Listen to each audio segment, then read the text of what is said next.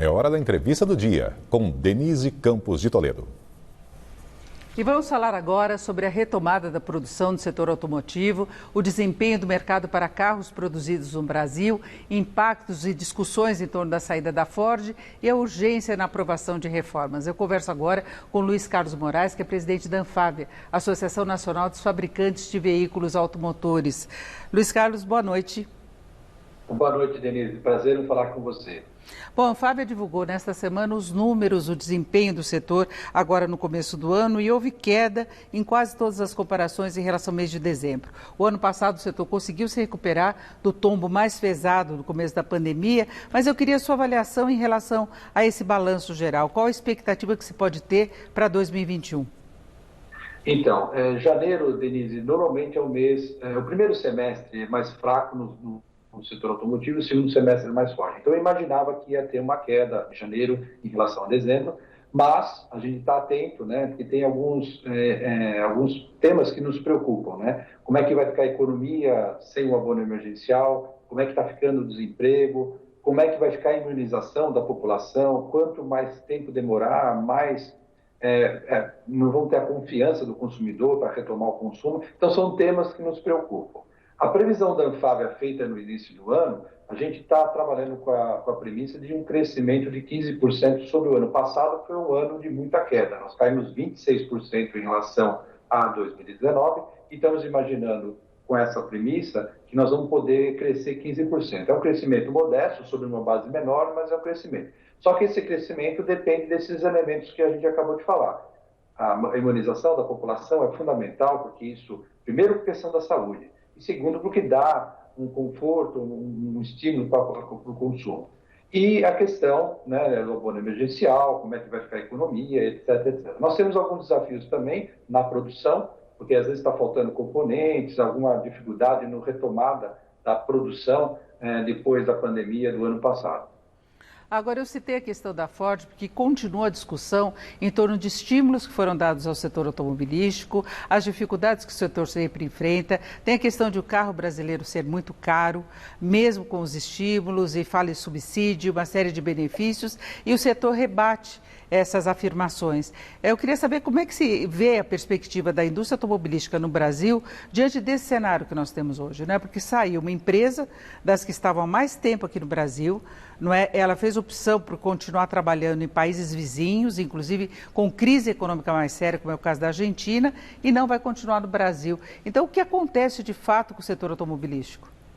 Tá. Bom, o setor automotivo, falando de carga tributária, é uma das maiores cargas, se não é a maior carga tributária para automóveis ou veículos em comparação com os principais mercados do mundo. Só para dar uma dimensão, o Brasil, dependendo da motorização, chega até 44% o imposto sobre um determinado veículo, quando em países desenvolvidos é 19%, é 20%, tem países até que chega a ser 7% a tributação sobre o automóvel. Então, o consumidor, o cidadão, paga muito imposto, obviamente, isso diminui a capacidade e volume da indústria automotora. Então, esse é o aspecto, e há o impacto no consumo, como eu falei, para o nosso consumidor, para o cidadão brasileiro, mas a gente contribui muito na carga tributária do país. Então, a gente contribui um valor substancial para a arrecadação dos estados, dos municípios e do governo federal. E quando a gente recebe algum incentivo para pesquisa, desenvolvimento, tem um debate enorme, etc. Mas eu sempre comento, eu quero discutir o total da carga, não só o incentivo, para a gente mostrar para a sociedade que quem contribui na arrecadação desse país é a indústria de transformação, em especial o setor automotivo. Nós tivemos alguns programas específicos que tinham como objetivo, inclusive, melhorar, do ponto de vista tecnológico, a qualidade do produto produzido aqui no Brasil. Foi a questão do Inovar Alto, nós tivemos outros programas também. Eles conseguiram produzir o resultado esperado? Sim, Denise. Só usando esse exemplo do Inovar, a gente recebeu 6,8 bilhões ao longo de 5 anos, mas a gente recebeu se fizesse investimento em tecnologia. Nós investimos 25 bilhões, dos quais menos de 30% foi suportado pelo programa Inovar. Agora, qual o benefício que a gente trouxe para o país? Em um ano, a partir do término desse programa, nós conseguimos reduzir 15% o consumo dos carros na média da frota brasileira.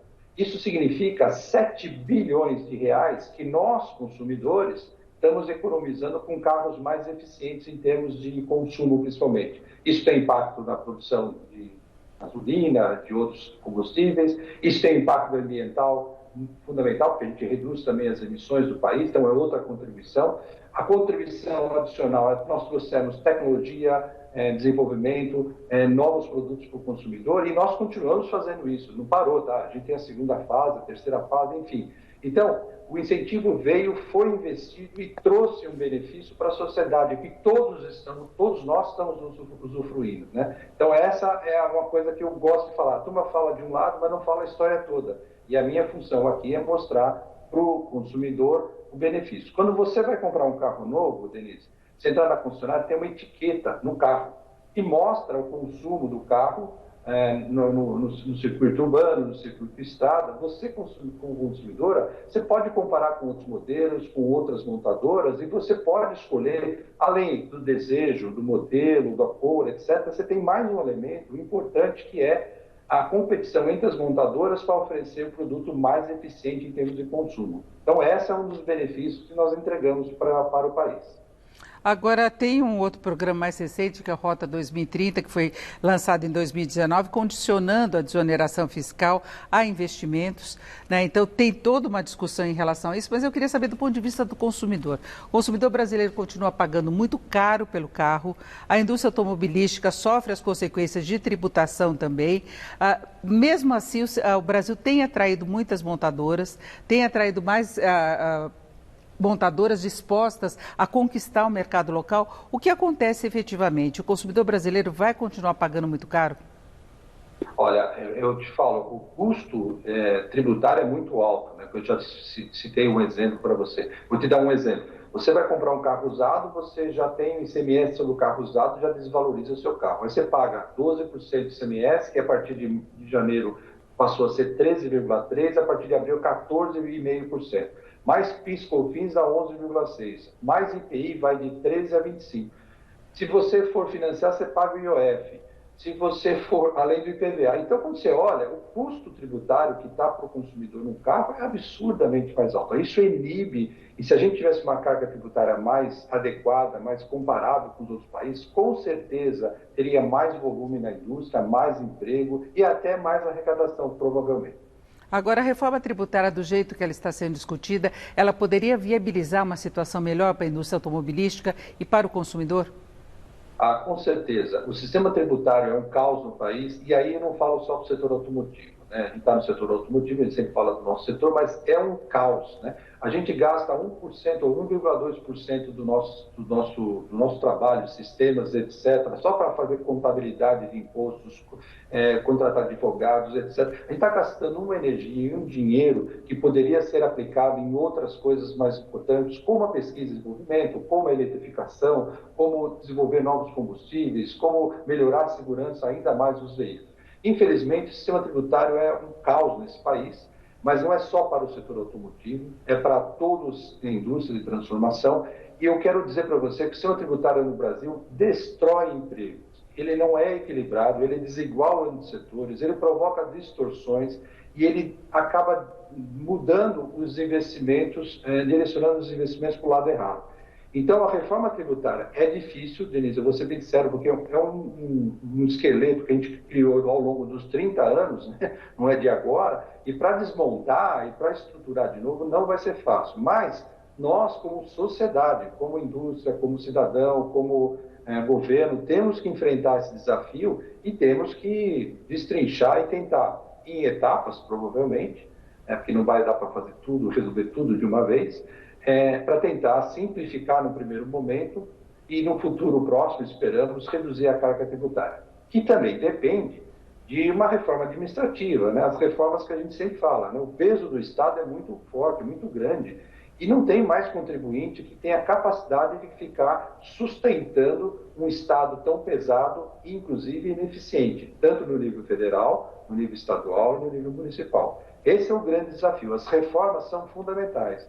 E o que a indústria, e em especial a Anfávia, a indústria comunista está falando é o seguinte, quando der incentivo para nós entregamos para a sociedade benefícios. Mas nós não estamos discutindo o benefício, nós queremos reduzir o custo do Brasil. Nós queremos aumentar a competitividade do Brasil para que a gente possa produzir mais e exportar também, Denise, porque a gente não está olhando, a indústria brasileira, a indústria automobilística, não está olhando só para o mercado do Brasil. O mercado brasileiro, 220 milhões de habitantes, é um mercado muito importante para o setor, mas a gente é uma indústria, a nossa indústria é uma indústria de volume. Nós precisamos exportar mais. E quando a gente vai exportar, a gente perde para nós mesmos, porque a minha matriz tem mais competitividade que a minha empresa aqui local. E isso vale para todas as montadoras. A gente está perdendo para nós mesmos.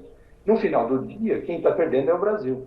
E se fica sempre com essa ideia que a indústria automobilística é privilegiada porque ela conta com esses incentivos pontuais, mas do outro lado tem a carga tributária, né? Exatamente. A carga tributária é enorme e quando você compara com outros setores, eu não quero aqui criar polêmica entre os setores, mas tem setor que contribui muito pouco para a total da carga tributária e recebe também benefícios ou desonerações tributárias que não são equivalentes, né, ao que o setor automotivo contribui. Então, são coisas que nós vamos ter que discutir na reforma tributária. Agora, deixando de lado a reforma, haveria alguma possibilidade de negociação direta para uma revisão dessas condições do setor automobilístico? É muito difícil, né? O governo, o Ministério da Economia tem procurado, e eu até entendo, né, de procurar soluções horizontais, né, para não ter a visão do Ministério da Economia, do ministro Paulo Guedes, ele não quer tratar setores de forma diferenciada, etc, etc. Então, dentro dessa linha de raciocínio, nós também temos tentado contribuir, como a Fábia, em propostas que são horizontais, que vão ajudar o setor automotivo, mas podem ajudar outros setores, que é de nosso interesse também que o país cresça, né? A gente não tem uma visão só do setor automotivo, tem uma visão de Brasil. Então, muitas das nossos debates, discussões e propostas, nós estamos tentando levar uma visão horizontal. Perfeito. Eu conversei com o Luiz Carlos Moraes, que é presidente da ANFAVEA, Associação Nacional dos Fabricantes de Veículos Automotores. Luiz Carlos, muito obrigada, uma boa noite. Boa noite, prazer em falar com você. Um grande abraço. Bete.